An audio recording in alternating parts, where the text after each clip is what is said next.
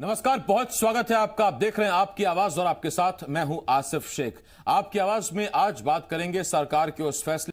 छत्तीसगढ़ में 14,580 चयनित शिक्षक अभ्यर्थी अपनी ज्वाइनिंग का इंतजार कर रहे हैं। ये ज्वाइनिंग कांग्रेस के वादे के अनुरूप थी। कांग्रेस ने कहा था सरकार में आए तो नियमित पदों पर भर्ती करेंगे। यह भर्ती प्रक्रिया पूरी नहीं हो पाई थी कि अंग्रेजी माध्यम के स्कूलों के लिए सरकार ने संविदा में शिक्षक के पद भर लिए। पशु चिकित्सा विभाग में संविदा पदों पर भर्ती करने की तैयारी की जा रही है। वहीं स्वास्थ्य विभाग में कुछ पद नियमित तो कुछ पद संविदा के जरिए भरे जा रहे हैं। इतना ही नहीं, प्रदेश में शासकीय भर्तियों में जो प्रोबेशन पीरियड यानी लर्निंग पीरियड 2 साल का होता था, उसे बढ़ाकर अब 3 साल कर दिया गया। लेकिन अहम बात यह है कि छात्रावास अधीक्षकों का बड़ा वर्ग प्रोबेशन पीरियड पूरा करके बैठा है। सरकार उन्हें नियमित नहीं कर पा रही है।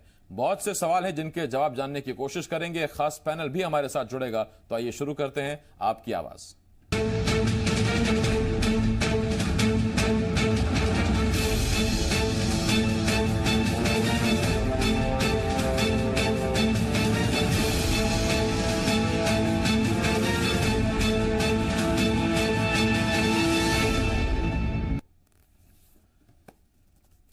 छत्तीसगढ़ सरकार ने फैसला करते हुए नए अधिकारियों कर्मचारियों के प्रोबेशन पीरियड और सैलरी इंक्रीमेंट को लेकर बदलाव किए हैं।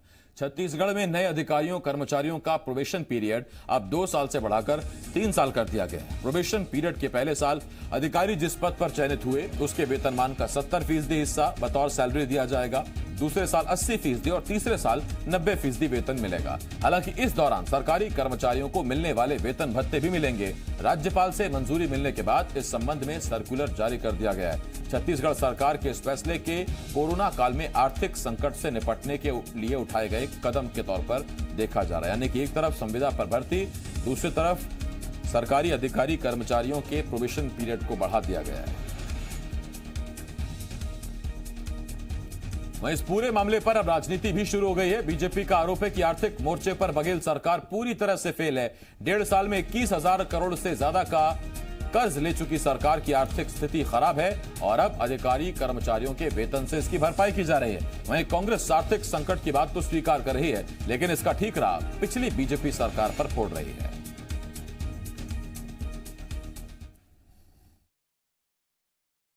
दो वर्ष के प्रोबेशन पीरियड को 3 वर्ष करना, ये स्पष्ट रूप से समझ नहीं आता है।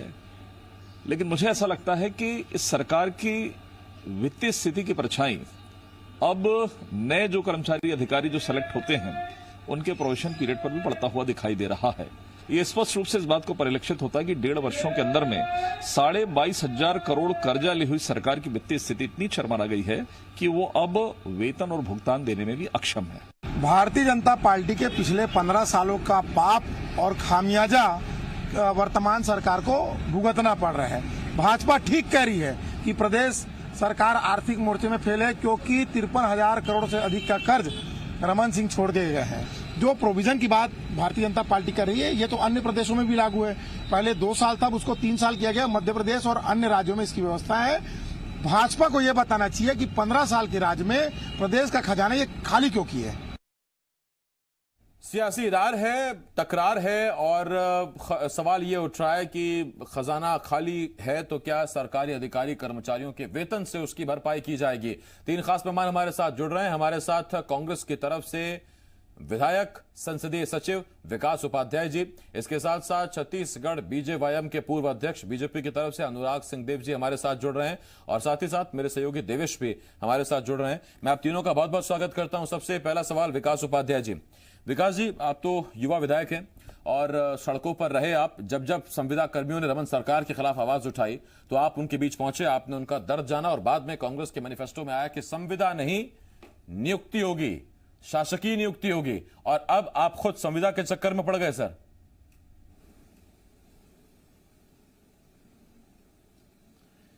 जी, आज बहुत प्रमुख बात पर यह डिबेट है। मैं आपको धन्यवाद देना चाहता हूं। आज इस बात की आवश्यकता क्यों पड़ी?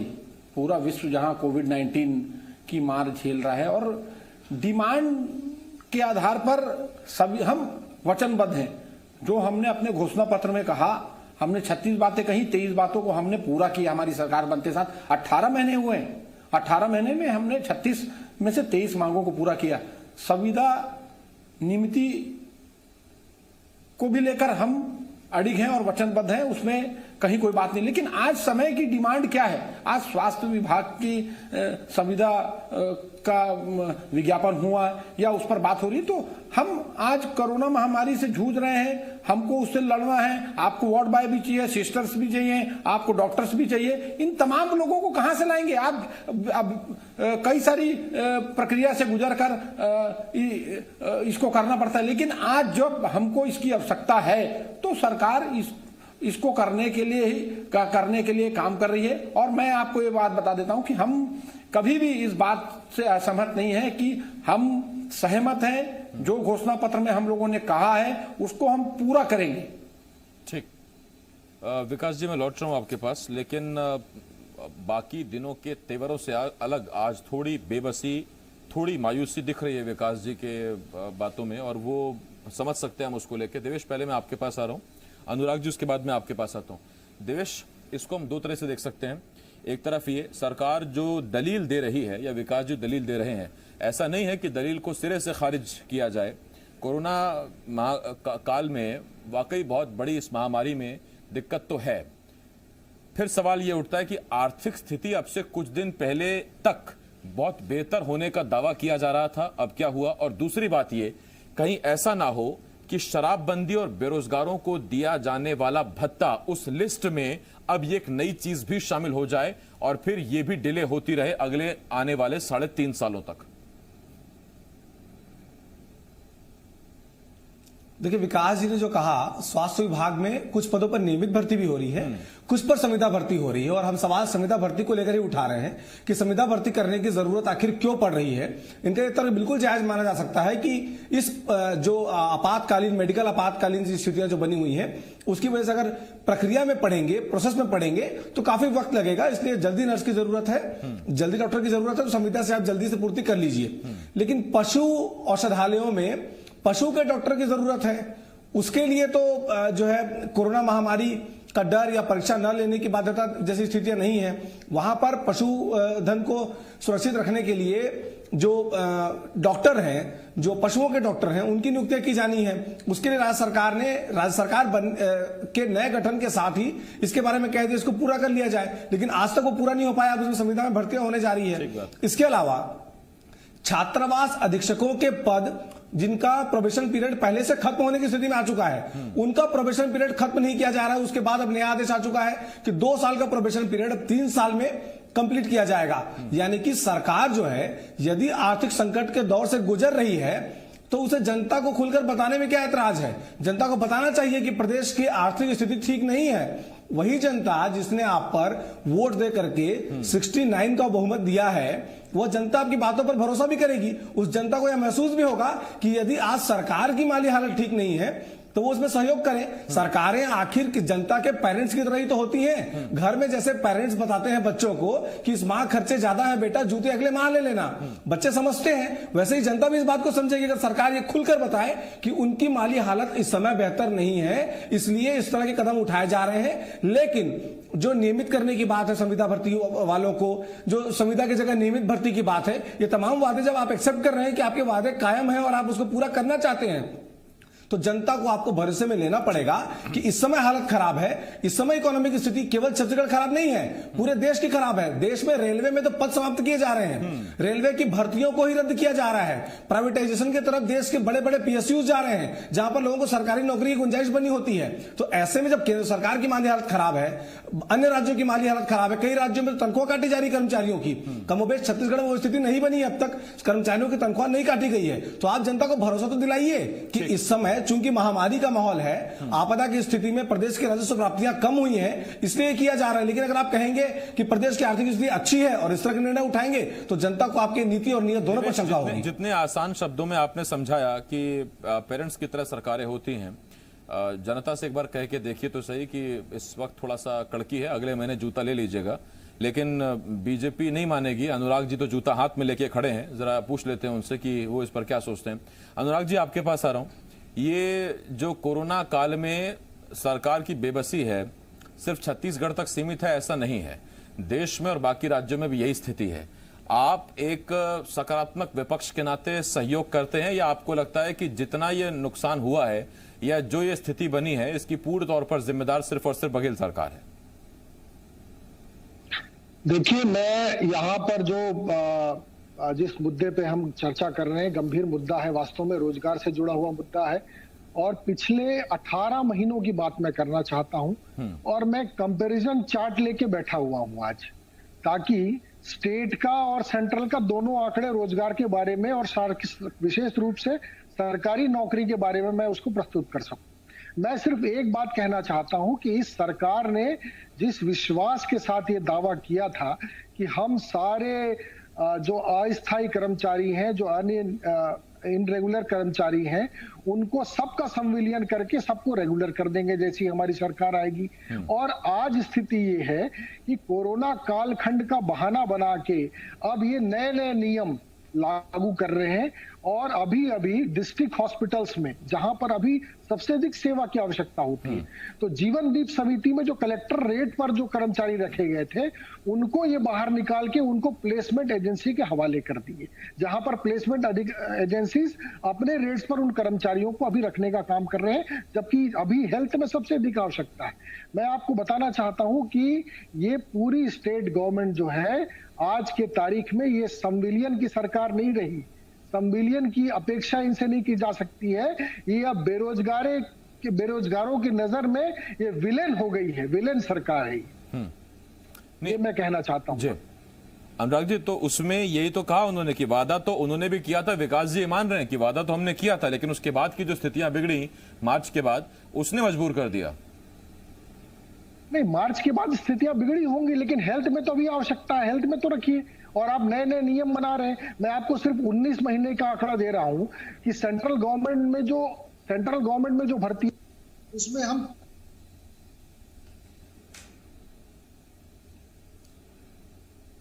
अनुराग जी, आपकी आवाज नहीं पहुंच रही है, आपकी आवाज पहुंचनी बहुत जरूरी है। मैं लौट रहा हूं आपके पास। विकास जी, एक बार फिर मैं आपके पास आ रहा हूं और आपसे एक सवाल। अब स्थिति है, आपने दरअसल जो वादे किए हुए हैं वही आपके लिए परेशानी खड़ी कर रहे हैं, क्योंकि आपने जो कुल 36 वादे किए थे छत्तीसगढ़ में सत्ता बनाने के लिए, 36 वादे, उन 36 वादों में से ज्यादातर और जो बड़े वादे हैं उनमें दरअसल अर्थ बहुत चाहिए, उसमें पैसा बहुत चाहिए, और इत्तेफाक ये हुआ कि इतनी बड़ी महामारी आ गई और अर्थ से जुड़ी हुई आपकी सारी योजनाएं बैठ गई। मैं अनुराग जी लौट रहा हूं आपके पास। अनुराग जी, मैं आता हूं आपके पास। वो सारी योजनाएं आपकी या तो अभी डिले हो गई या फिर वो बैठ गई, और उसमें समस्या ये कि एक आपकी उसमें बड़ी घोषणा ये है कि आपको करनी है शराबबंदी, और राजस्व जबकि कम आ रहा है उसमें सबसे बड़ा हिस्सा इसी शराब से जुड़ा हुआ है।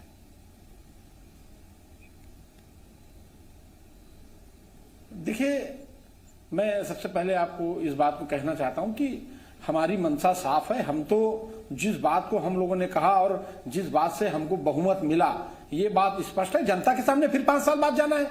अगर हम झूठ बोलकर जनता के पास जाएंगे तो 5 साल बाद फिर वापस लौट कर नहीं आएंगे। लेकिन इस 18 महीने में हम लोगों ने जनता का विश्वास हासिल कर लिया। 15 साल भारतीय जनता पार्टी की सरकार थी। अनुराग भाई हमारे बड़े भाई हैं। मैं उनसे पूछना चाहता हूं, इस प्रदेश के मुखिया, उस समय के तत्कालिक मुख्यमंत्री स्वयं डॉक्टर थे। जब वैकेंसी थी, जब पद खाली थे, तो उन्होंने भरने का काम क्यों नहीं किया? क्योंकि उनकी मंशा नहीं है। हम रोजगार के अवसर तो दे रहे हैं ना। केंद्र सरकार की अभी देवेश भाई ने बात कही, मैं उस बात को कहना चाहता था कि भाई आप चाहे रेलवे की बात करें, चाहे बीएसएनएल की बात करें, चाहे छत्तीसगढ़ में आप बाल्को से लेकर भिलाई स्टील प्लांट से लेकर सेल से लेकर आप गीदम की बात करें, आप तमाम जगह अगर आप बात करेंगे तो ये सबको प्राइवेटीकरण करने का काम केंद्र सरकार ने तो एक भी रोजगार के अवसर नहीं खोले। जबकि केंद्र सरकार ने इस बात को कहा था कि उनके मुखिया ने कहा था कि हमारी सरकार बनेगी और 2 करोड़ लोगों को हर साल रोजगार लगाया जाएगा। तो ये तमाम प्रकार की हमारी मंशा साफ है। हम जिस बात को बोलना चाहते हैं या हमने जिस बात को कहा है, जनता के बीच से वो आवाज उठकर आई थी और उसको हम 100% पूरा करने के लिए तैयार हैं। ठीक, विकास जी लौट रहा हूं आपके पास। अनुराग जी, अब जनता के बीच आप कैसे बताएंगे कि कोरोना काल बहाना है, सरकार जो दलील दे रही है वो पचाने योग्य नहीं है? देखिए, अनुराग जी, आप सुन पा रहे हैं?